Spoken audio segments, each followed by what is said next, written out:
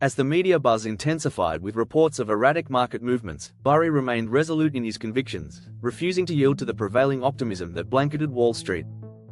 He often retired to his quiet office, surrounded by stacks of financial literature and charts, dissecting the data with an analytical precision that seemed almost prophetic. As days turned into weeks, the tension in the financial markets grew palpable, yet Burry's demeanor remained calm, punctuated only by the occasional furrow of his brow as he examined the increasingly alarming indicators. He knew that the signs of a looming crisis were often subtle, creeping up like shadows behind a facade of prosperity, and he vowed to illuminate the truths obscured by the noise of disbelief. With each passing day, Burry's once unheeded warnings transformed into deafening sirens, yet the majority remained entrenched in their denial, clinging to their familiar narratives. The stock prices remained inflated, fueled by overconfidence and easily dismissed skepticism. He began reaching out to a select few, sharing his insights and urging them to consider the reality buried beneath the surface glitter. "The calm you feel is just a ticking clock," he would tell them, his voice steady and unyielding.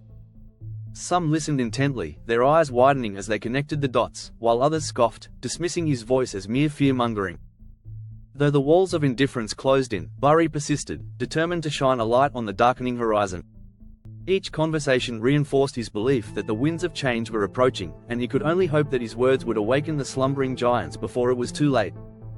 The risk of ignoring the signs weighed heavily on him, pushing him further into his meticulous research, reconciling every piece of data with historical patterns of economic ruin. As the clock ticked, Burry couldn't help but feel the weight of responsibility, to warn, to prepare, and to brace for the storm he had long predicted. Burry's insights began to resonate beyond his small circle, slowly attracting the attention of more influential voices in finance. Seminars and conferences buzzed with chatter, and beneath the surface, some executives couldn't shake his message from their minds.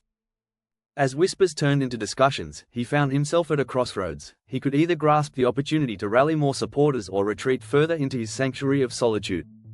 With each passing meeting, Burry felt the burden of his knowledge expand, his role evolving from a mere observer to a reluctant leader in a movement against ignorance.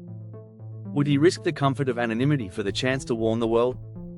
Ultimately, Burry chose to step into the light, sharing his insights with a fervor that resonated deeply in the hearts of those ready to listen.